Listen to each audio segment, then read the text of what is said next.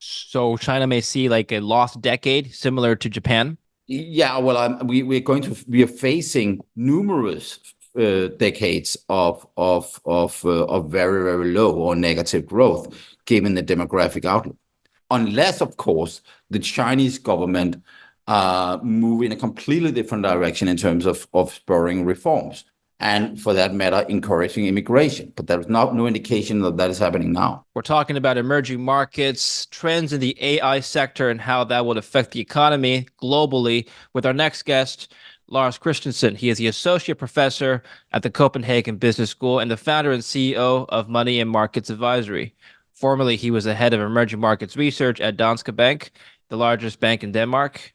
And in 2006, Lars had correctly forecasted the 2008 economic crisis globally, but particularly in Europe as well. I'm very pleased to welcome Lars to the show. Welcome. Thank you. Everyone's wondering whether or not a slowdown in China is happening, A, and number two, whether it will have global impacts on the economies all around the world. Can you evaluate the slowdown in China, how significant it is, how severe it may be, and what's causing it? I think the slowdown in China essentially has been underway for close to 15 years. Labor market participation, or the size of the Chinese labor market, peaked around 2006, 2008, and has essentially been declining ever since. The Chinese population is in decline. The headwinds demographically in China is very severe. So that on its own is a very negative factor. The other negative factor I over the past decade has been highlighting is massive Chinese overinvestment. If we look at investment as a share of GDP in China, it's 2 to 3 times higher than similar income level countries as China, compared to South Africa, compared to Brazil, Mexico. Chinese investments over the past 30 years has been significantly higher share of GDP. A lot of that reflect that there has been essentially government subsidies for investment, and that savings hasn't been able to move freely out of China. So we have seen this tremendous investment into the Chinese real estate sector, which essentially is male investment. And so you're having you have this investment, and you have the impact of that male investment coming in terms of slowing productivity growth, and then you have the negative demographics, and then of course we on top of that, since the beginning of the war in Ukraine, more than 2 years ago, we have had this heightened fears among global investors about what we call macro governance, where investors are beginning to focus on, do governments of certain emerging markets behave well or not? Are they totalitarian, or do they respect the rule of law, private property, or do they attack their neighboring countries as Russia have done in Ukraine? And of course, there are fears over again and again in terms of Russia and Thailand. So I think that to me, the worries of China over Chinese growth have been there for more than a decade, and I've been talking about it for more than a decade. That being said, to me, this is a structural slowdown. This is not like a bust or something blowing up or crisis. And in that way, it's very similar to the pattern we have seen in Japan over the past 30 years. Mhm. Obviously, back in the 90s, Japan had very severe financial crisis, but we also have seen this, that Japan, back in the 80s, everybody was talking about Japan will overtake the US. It will become the largest economy in the world. Soon Japan will own anything, over anything. And 20 years ago, everybody started to talk about China like that. China would grow very fast. China would take over anything. China would become the largest economy in the world. But for the past 15 years, that has stopped. That China has not overtaken the US, and we are now seeing the US as share of GDP, of global GDP, in fact, increasing relative to China, relative to Europe. And to me, it's more like China is fading rather than collapsing. And you can see it in when you go back to the 90s, any bank of any size of anywhere in the world would have a team of economists talking and writing about Japan. Yes. By the end of the 90s, they had mostly gone. Nobody cared about Japan. Uh, Even though Japan still was at the time, the second largest economy in the world. Now it's probably down to the fourth largest economy in the world, or maybe fifth largest economy in the world. But the important thing was that Japan stopped contributing to global growth. And the contributing from China to global growth is likely to go in the same direction going forward. So me, it's not about this, a collapse or crisis. It's just that China is fading, essentially as a driver of global growth. You've made a comparison to Japan. Let's Yeah. talk about that. Newsweek had an article showing a chart projecting the populations of both countries going forward. Both are expected to decline. And in fact, many demographers expect China's population to decline by 50% in the coming decades, from a billion to half a billion. How significant is this population decline in the contribution to economic activity and growth? Well, what drives growth in the longer term is the supply side of the economy. It's how many people, how many hands are there, how many brains are there to produce stuff, and how much capital do they have.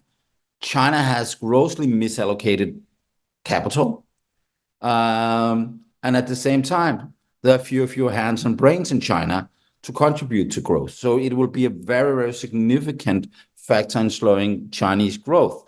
And obviously, if we're going to have a real fear about China, is the political backlash from this. How will the Chinese Communist Party react to the fact that we're going from double-digit growth, maybe within the next decade, to essentially zero trend growth? So maybe even a declining economy.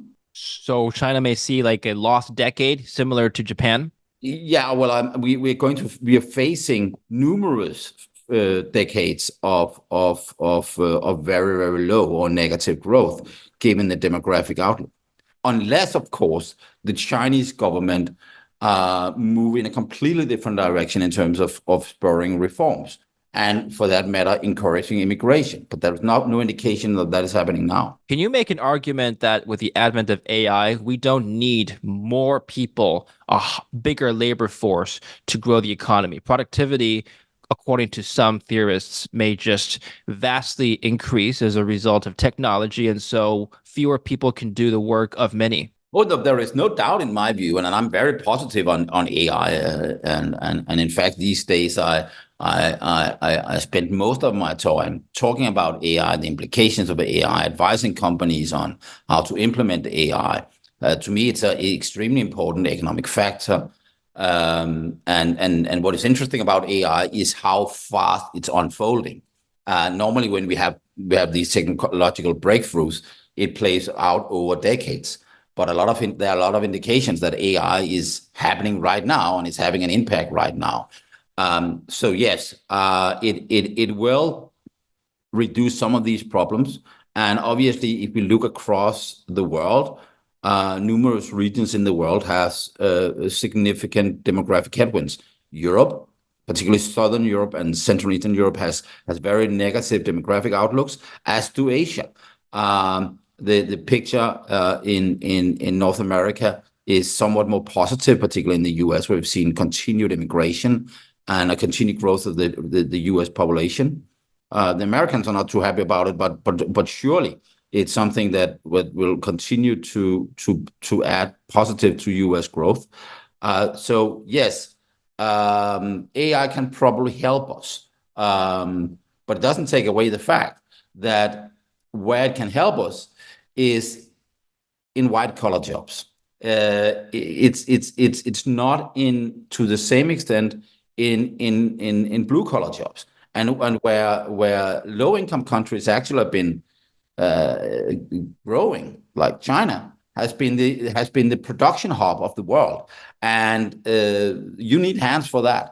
I'm wondering actually, a lot of the developing countries have boomed over the past decades, and currently, because of their low-wage labor that is required for being manufacturing hubs of the world. If we have industrialized centers all over the world run by machines and robots and wages are no longer part of the equation, do you think those countries, Vietnam, Sri Lanka, for example, will just be left behind because we no longer need low-wage manufacturing centers?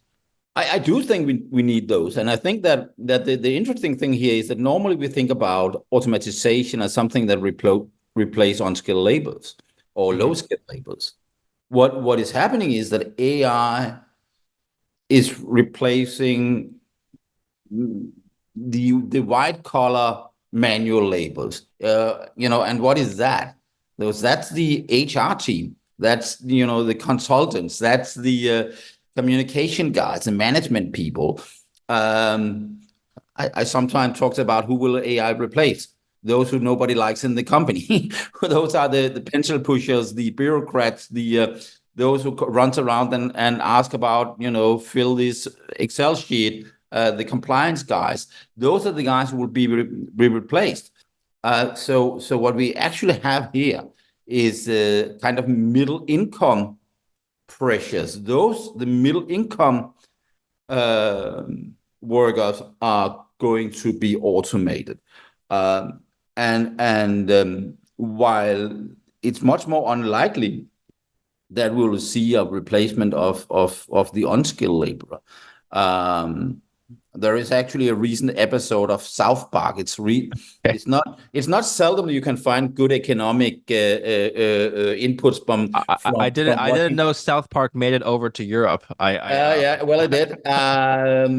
There is an episode of South Park about the handyman, Okay. where what is really lacking is not anybody educated at Columbia University, but rather the handyman, the guy you got from Mexico or Honduras who was actually doing lawn or fixing stuff at home or fixing your car. It's unlikely that these people will be replaced by AI. But the middle management, the consultants, the HR people, the communications guys, their jobs will be in for automating, Okay. maybe our jobs.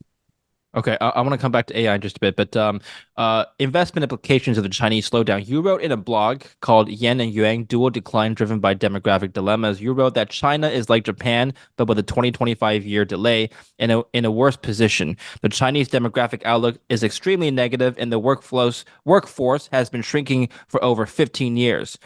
You wrote that if this continues, the People's Bank of China does not allow the yuan to weaken, but China will face the same deflationary pressures as Japan with similar debt and housing market issues. This could suggest real weakening of the Chinese yuan. So tell us more about this weakening of the Chinese yuan versus the dollar. Is this something to be concerned about for FX traders? I think it's the interesting thing is that there's been a lot of talk about that. Is really what triggered me to write this. Is there's been a lot of talk about the yen, the Japanese yen weakening recently.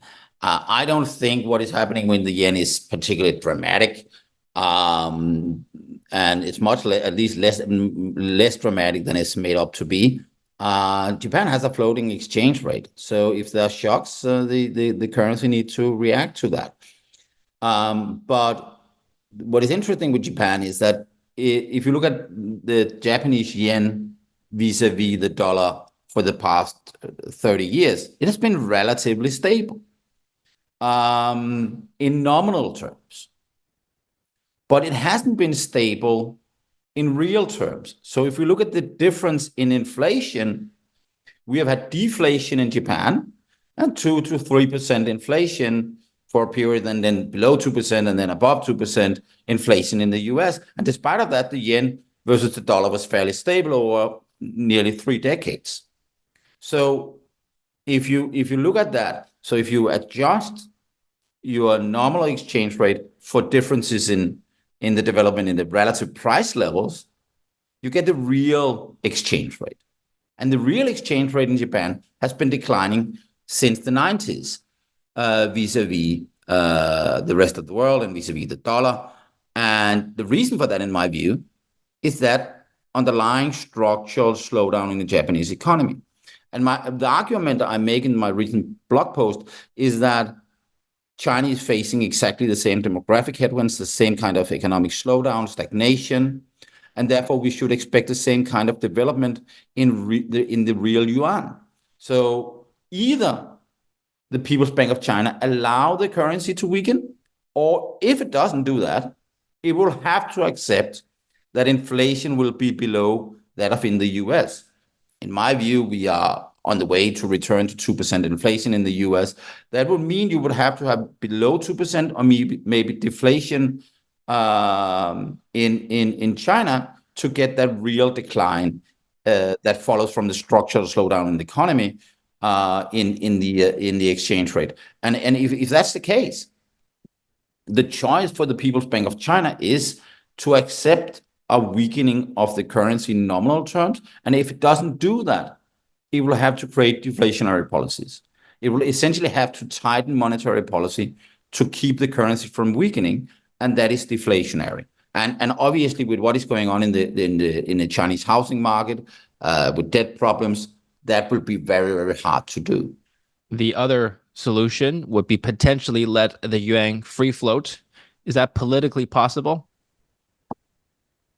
I think it's in my view, it's advisable. I think I do think that China should have a free floating exchange rate. That would undermine their capital control system, would it not? Yeah, well, it should get rid of capital controls. Any sane policymaker would make that decision. Obviously, the problem in China is that we have seen a tightening of the media under President Xi over the past decade. We are moving back to a more authoritarian regime, essentially also censoring economic news. But you can't censor the news from the exchange rate. So if the currency is weakening, that will be telling people, or at least it will be perceived by people in China as there is something wrong with the economy. And who should we blame? The Chinese Communist Party. So I think that the problem for policymakers in China is a political one. It's not an economic one, because the economic right decision would be to allow for a floating exchange rate, getting rid of all capital and exchange restrictions, but also, restarting economic reforms. Essentially, China over the past decade has been going backwards on economic reforms during the rule of President Xi. And if you had a renewed round of economic and political reforms in China, that would spur growth, because there is ample room for having growth and significant growth in China, even with negative demographics. But the problem is that the Chinese Communist Party at the moment is not following the policies it did 20 or 30 years ago. Fundamentally, in my view, President Xi is very skeptical about capitalism. He's at heart a communist. He believes in government control, economic development through government intervention and government control of the means of production. We also know from economic history and economic theory that that's the wrong view of the world. That is doomed to fail, and that's Xi's problem. He simply do not want to comprehend, in my view, that the way forward for China is more market reforms and a continued opening up and a renormalization of the relationship to the West. Instead, he's now moved in a more nationalistic direction and in a more interventionist direction in terms of economic policy. And of course, it also follows from the logic that if the Chinese economy was opened up further and we had political liberalization, that potentially undermines the power of the Communist Party of China. And so they are in between a rock and a hard place, because Can authoritarianism and higher living standards go hand in hand? Well, I'm a student of Milton Friedman. I wrote a book on Milton Friedman. I strongly believe that democracy and freedom and capitalism are each other's twins, so they're all inseparable of each other, then you cannot have long-term economic development without political freedom, and you cannot have political freedom without capitalism. Is it And theoretically possible to have central planning work and have everyone better off and prosperous? no, I think that the sheer fact that um, that 9 out of 10 new innovations comes out of the US. It's not native or it's not Americans necessarily. It's often immigrants who do innovation in the U.S. But most innovation in the world comes from the U.S. and secondary from Europe, and very seldom from totalitarian regimes. Totalitarian regimes can, for a period, have a high economic growth by essentially just adopting the technologies of richer countries, and that's what China has been doing for 30 years. But there hasn't been much innovation out of China. So, just going back to what you said about Xi and more capital controls, are we getting more or less globalization going forward, you think? I think I'm at a harder optimist. I think fundamentally, some of the things we've seen over the past 2, 3 years in terms of geopolitical tensions is essentially authoritarian regimes around the world, um, seeing a second wave of resistance to their policies. That we've seen it in terms of Russia. Communism fell apart in the early 90s. So the Soviet Union collapsed, but the KGB didn't collapse. The underlying power structures didn't collapse. And once the economy started to recover, the KGB came back. Yes. Putin became the real, he was all along a KGB guy, and he's back being that. And you can say the same about Tayyip Erdogan in Turkey, for example. If you look at Erdogan's initial economic reforms back in the early 2000s, they were very bold, opening up the Turkish economy, getting inflation under control, getting an independent central bank. But once he was in control of power, he also trying to establish political control. But that's very hard because a free and open market economy necessitate the free flow of communication. And if you have the free flow of communication, it's very hard to keep a mandate on your power. It's very hard to control people. And so in Turkey, we've been going back and forth because Turkey was never really unfree. Turkey Yes. at heart has been a democracy, a failed democracy in many ways, but at least very democratic institutions. But we're seeing the same in China. We had 30 years of economic liberalization with some political liberalization. But over the past decade, we've been going backwards, both in the political and the economic side of this. Yeah. But it's doomed to fail. These attempts to control people are doomed to fail. The Soviet Union lasted for seven decades, but eventually failed. Then you had the opening up, and then it was coming back. It was crawling up again, but it will fail again. So fundamentally, I'm an optimist. But we are seeing, suddenly we are beginning to see investors being concerned about these matters, as they should be. But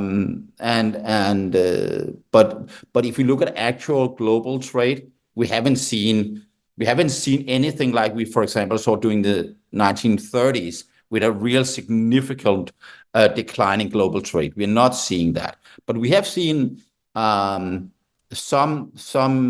headwinds, I would say, in terms of globalization. But again, I think looking forward in 20 years, the world will be more globalized than it is today. You're not concerned about more protectionist policies, tariffs, for example, being the staple of foreign policy, being standard. Well, I do fear it, and I'm strongly opposed to it. I'm being, as we economists really dislike any forms of restrictions on foreign trade. It's not the way you build prosperity, but we have unfortunately seen both in Europe and in North America protectionist tendencies. And obviously we can point the fingers at Donald Trump because he has been very outspoken in terms of wanting protectionist measures. But if you look at the US, already during the Obama administration, the US moved in a significantly more protectionist direction. It seems like both the Democrats and the Republicans in the US now agree that protectionism is great.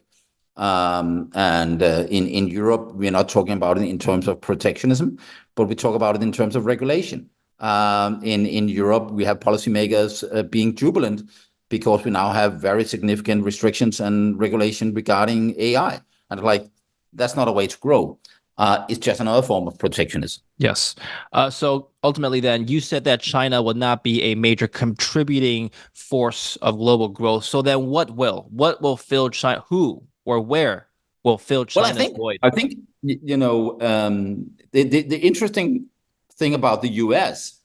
is that the U.S. keeps on reinventing itself. If over the past couple of years, every time I talk to any American friends or business contacts, they have been tremendously negative about their own country.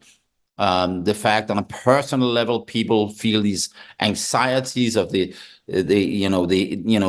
feeling of, let's call it a political civil war, the bad mouthing of each other, these very polarizing statements in the media and so forth. And that's surely one picture of the U.S. Also, infrastructure that is not working, all of these issues, a terrible political situation, terrible public finances. But if we look at the economics of the U.S., and particularly the rate of innovation and productivity, the U.S. keep on inventing itself. I would add, to a very large extent, through immigration, that the U.S. Constitution and the U.S. commitment to the rule of law in general and the protection of private property is extremely positive in terms of innovation. And, if you want to be something anywhere in the world, you go to the U.S.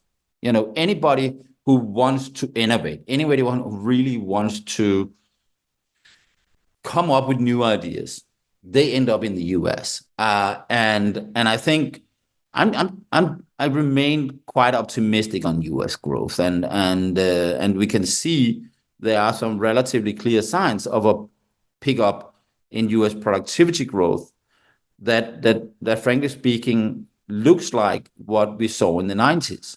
And we're unfortunately not seeing that in Europe. And I'm more worried about Europe. And then another continent, which keeps on failing, Africa. But if we talk about demographics, Nigeria will be extremely large. It is already a large country in terms of population, but it continue to grow. If some of these large or semi-large African nations get their act together in political and economic reform, we could see miracles coming out of Africa in the next couple of decades. And then India also have very positive demographic outlook relative to, for example, China.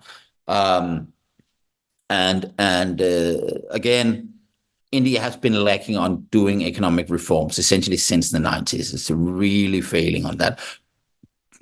I must say I've been tremendously disappointed by President Modi in India not undertaking the economic reforms that he really had set out to do. But India has also this great potential that if Indian economy is opened up more, market reforms are introduced, that combined with the positive demographics would make India extremely interesting. But again, when I look at nations, I do, from a longer term perspective, I look at the underlying structural issues in terms of labor market developments, and that's the demographics. The other thing I look at is Is there respect of the rule of law? Are countries undertaking economic return or reforms? And so you are in Canada. I often consult the Fraser Institute's Economic Freedom Index and look and say, what nations in the world have economic and political freedom? And I think that fundamentally you want to invest in countries that embrace economic freedom. And they are countries that will grow over time. In terms of the emerging market universe, that's for example, Poland. It's Chile. It's the Baltic countries. These are countries that have, over the past 30 years, embraced economic and political reform. And the Baltic countries and Poland has grown tremendously fast over the past 3 decades. And there has been ups and downs, but it has been underlyingly embracing capitalism, essentially, and democracy that has been the driver's growth. And countries that do that tend to grow. Chile has been an outstanding example over the past 2-3 decades. After a period of very bad dictatorship, it continued economic reforms after it became democratic, and we're seeing that in numerous Latin American countries. I'm following very closely to what is happening in Argentina. Yes. President Milei has come in. He is, in the North America, he's often been compared to Trump, despite the fact that all of his policies are exactly the opposite of what Trump is advocating. He's strongly favoring free trade. He is, in terms of he's in favor of monetary stability, and he's a fiscally conservative, and he's in favor of free market reforms. And what we have seen is that his policies now, even though he's still not in control of the Congress in Argentina, is actually having an impact now. We have now a budget surplus in Argentina, and we are seeing inflation beginning to come down rather rapidly because he has stopped printing money because it's no longer needed because we have a budget surplus. So I'm following Argentina very closely. I'm very inspired by what's going on there. So these if you are in emerging market investors, look for the countries where you have demographic tailwinds rather than headwinds, and then look on countries that are undertaking economic reforms and political reforms. Fantastic. Finally, where do you see the dollar fit into your narrative of the future? Are we going to see still the majority of countries using the dollar block as their trading mechanism, as a reserve currency? Well, I think, the dollar, of course, after the Second World War became the new gold standard in the sense that everybody was pegged to the dollar during the Bretton Woods system. That broke down in the early 70s, but essentially hasn't really broken down. We still are in this policy of even countries with floating exchange rates, high income countries. If you look at the Eurozone, in many ways, the ECB is conducting monetary policy by shadowing the Fed. So the ECB has a 2% inflation target. The Fed has a 2% inflation target. And as long as the Fed is hitting the 2% inflation target, the ECB is happy if the euro is stable against the dollar. And it will just shadow what the Fed does. It's a bit the same with Bank of Japan or Bank of Canada, a 2% inflation target, a floating exchange rate. Here, oil prices, of course, is an issue. But again, in many ways, the Bank of Canada is shadowing the Fed. And we're seeing that. So in many ways, the Fed is the monetary anchor. The Fed is the global monetary superpower that everybody else is tracking. And I think that will continue to be the case as long as the Fed continue to ensure that inflation is stable. I think we had very bad policies during 2021, particularly where the Fed refused to acknowledge that its very inflationary policies would create inflation, and that the Fed during 2021 argued that all the inflation had nothing to do with the Fed's policies. I wrote back in April 2021 that we would have double-digit inflation in the US, and we got that because of the printing of money. But it has also turned around. It acknowledged in 2022 that it was to blame for high inflation, and it had to do something about it. And so in that sense, we're not back in the 70s. The Fed has made mistakes, but it's gone back to its good ways, more or less. And so there is no reason why the ECB or the Bank of Canada suddenly should start distrusting what the Fed is doing. What, of course, is another issue is, will the countries that are actually pegged to the dollar give up those pegs? We talked about China. How about Hong Kong? Will Hong Kong maintain its currency board against the dollar? Will all of the Gulf states remain pegged to the dollar? And there I think that we'll gradually move to more flexible regimes going forward. But I, on the other hand, do not see any danger of the dollar losing its reserve status. The US economy is now not declining as share of the global economy. The US economy is growing as share of the global economy. The US and the dollar is the dominant economic power in the world by far. There is no alternative. We have war in Europe. We have stagnating growth in Europe. China is in decline. So, I don't see any alternative to the dollar. I know there's been a lot of talk about BRICS and all that, but that's geopolitics rather than economics.